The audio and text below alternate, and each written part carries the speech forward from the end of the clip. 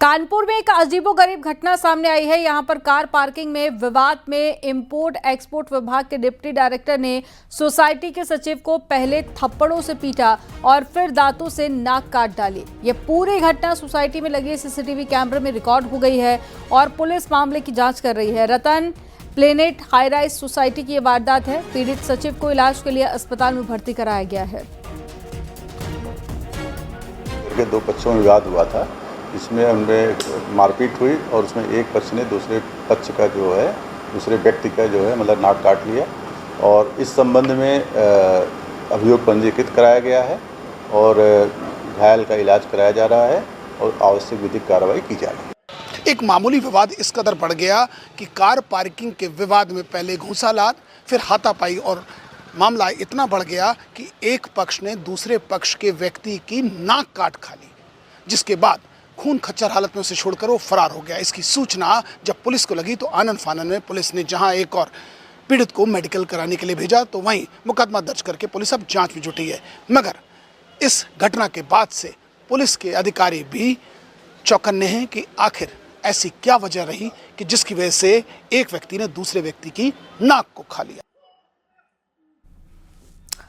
पीलीभीत में पुलिस ने Flipkart company को चूना लगाने वाले 3 शातिर अपराधियों को गिरफ्तार कर लिया है। आरोप के मुताबिक ये बदमाश कैंसिल किए गए मोबाइल रास्ते से चुराते थे और इसमें से 2 फ्लिपकार्ट कंपनी के वर्कर थे और एक मोबाइल की दुकान चलाने वाला बरेली का रहने वाला है और इसके पास से 19 मोबाइल बरामद किए गए हैं। फ्लिपकार्ट के कर्मचारी ने थाने में शिकायत दर्ज कराई थी कि कैंसिल किए गए मोबाइल ऑर्डर को गुड़गांव हब भेजते समय चोरी हो गई थी और पिछले 4 महीने में 135 मोबाइलों की चोरी की शिकायत की गई थी। देखिए, इसमें गैंग को गिरफ्तार किया गया है जिनके द्वारा जनपद पीलीभीत से जब ये सामान बरेली और अन्य जिलों में जाया करता था तो बीच में अलग अलग इनके जो स्टॉपेजेस या वेयर हाउसेज होते थे वहाँ से ये पूरा चंक निकाल लिया करते थे। इसके संबंध में जब सूचना मिली तो हमारे द्वारा विभिन्न टीमों को लगाया गया और उसमें ये गैंग पकड़ा गया है जिसमें 2 लोग मुख्य रूप से सरगना है, बाकी अन्य लोगों को भी पकड़ा जा रहा है और इसमें बहुत भारी संख्या में इनसे मोबाइल बरामद हुए भी हैं और अभी वर्तमान में और भी प्रक्रिया उसकी जारी है। लगातार इस पे हम लोग काम कर रहे हैं। एक बड़ा गैंग था जिसको पकड़ा गया है। आजमगढ़ में पुलिस ने ट्रैक्टर चोर गैंग का खुलासा किया है। पुलिस ने गैंग के 2 शातिर चोरों को गिरफ्तार कर लिया है। आरोपियों के पास से चोरी की ट्रैक्टर ट्रॉली, 2 मोबाइल फोन, तमंचा और कारतूस भी बरामद किया गया। बताया जा रहा है कि इस गैंग के सभी सदस्य गाजीपुर के हैं जो सभी जिलों में जाकर चोरी की घटनाओं को अंजाम देते थे। लोग आमतौर पे रास्ते में ही महिलाएं चिन्हित करते थे जिनके पास बैग होता था, जिनके बैग में लॉक लगा होता था। इनको लगता था लॉक लगा है तो कुछ ना कुछ इंपॉर्टेंट सामान रखा होगा उसमें, जैसे पैसा हो सकता है, आभूषण हो सकते हैं, तो उनको ही चिन्हित करते थे।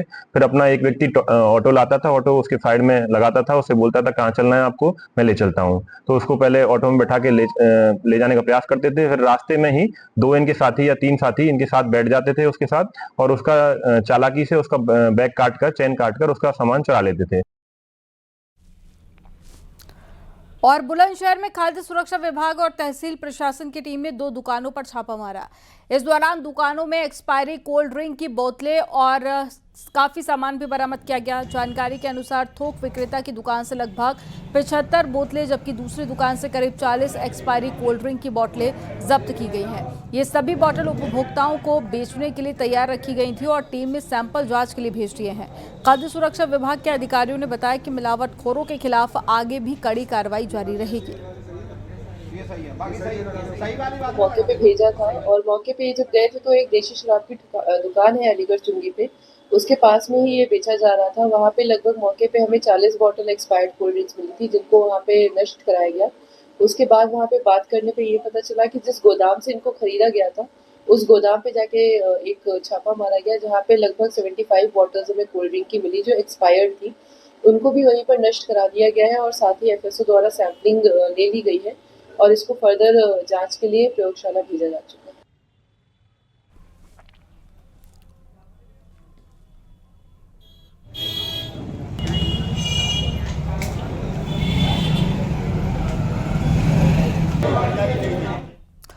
उधर फतेहपुर में अवैध कब्जे पर प्रशासन का बुलडोजर चला है। आरोप के मुताबिक 7 लोगों ने तालाब नंबर की जमीन पर अवैध कब्जा कर लिया था। राजस्व और पुलिस की टीम ने कब्जा हटवाया। हाईकोर्ट ने इस पूरे मामले का संज्ञान लिया। सदर तहसील इलाके में ये कार्रवाई की गई।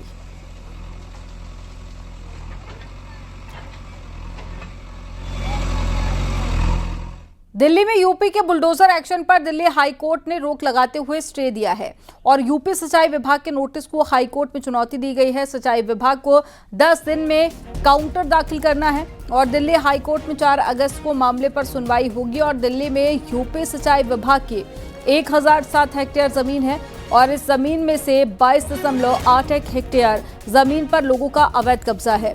4 हेक्टेयर जमीन 2021 से अब तक अतिक्रमण मुक्त कराई गई है और 18 हेक्टेयर जमीन पर अभी भी अवैध कब्जा है।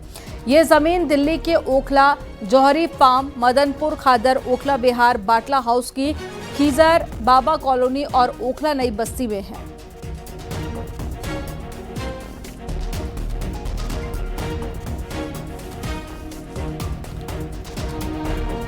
कानपुर में एक शख्स ने माहौल को खराब करने के मकसद से हिंदू देवी देवताओं पर अभद्र टिप्पणी की और उसकी रील बनाकर इंस्टाग्राम पर पोस्ट कर दिया। रील वायरल होने के बाद में पुलिस ने आरोपी युवक को गिरफ्तार कर लिया और सोशल मीडिया पर उसकी ऐसी 2 रील सामने आई है। मोहम्मद शाहिद नाम से इंस्टाग्राम आईडी से ये पोस्ट की गई थी और इसमें भगवान राम, छत्रपति शिवाजी महाराज समेत अन्य महापुरुषों को लेकर अभद्र टिप्पणी की गई। पुलिस जैसे ही आरोपी तक पहुंची वो हाथ जोड़कर माफी मांगता हुआ नजर आया। पुलिस ने उसके खिलाफ एफआईआर दर्ज कर ली है।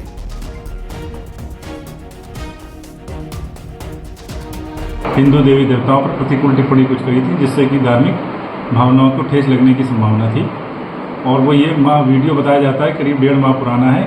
सोशल मीडिया सेल के संज्ञान में आने के बाद थानाध्यक्ष को इसकी जानकारी दी गई। इन्होंने अपने तरीकों से इसका पता लगा के इसको आज गिरफ्तार किया गया और धारा 196/299 BNS एवं 69A IT एक्ट के तहत इसका चालान करके इसको न्यायालय भेजा जा रहा है।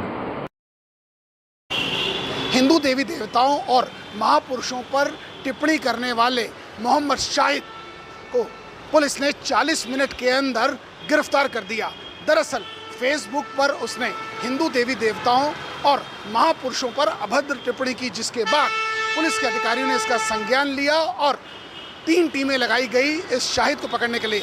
शाहिद को पुलिस ने धर दबोचा और अब पुलिस ने इसके खिलाफ लिखा पढ़ी करके इसे सलाखों के पीछे डाल दिया है और ये पता लगाने का भी प्रयास कर रही है कि कहीं इसके साथ इस शरारत में या इस कृत्य में कोई अन्य लोग तो नहीं थे। वीडियो जर्नलिस्ट आशीष पांडे के साथ अमित गंजू, न्यूज़ 18 कानपुर। देवरिया जिले की सदर कोतवाली पुलिस ने गाड़ी चेकिंग के दौरान चोरी के एक आरोपी को गिरफ्तार किया। इसके पास से चोरी की 3 बाइक बरामद की गई। आरोप के मुताबिक शिवम गुप्ता बाइक चोरी करके बेचने का काम करता था। चंडिका छात्रावास के पास से एक अभियुक्त शिवम गुप्ता पुत्र वीरेंद्र गुप्ता साकिन तिवारीपुर थाना बराज जनपद देवरिया को गिरफ्तार करते हुए उसके पास से चोरी की 3 मोटरसाइकिल को बरामद किया गया, जिसमें वाहन संख्या UP 52 CC 1792 hero HF deluxe दिनांक 25/5/2025 को परमार्थी पोखरा के पास से चोरी हुई थी, जिसके संबंध में मुकदमा अपराध संख्या 568/25 थाना कोतवाली जनपद देवरिया में पंजीकृत किया गया है, जिसका सफल अनावरण किया गया।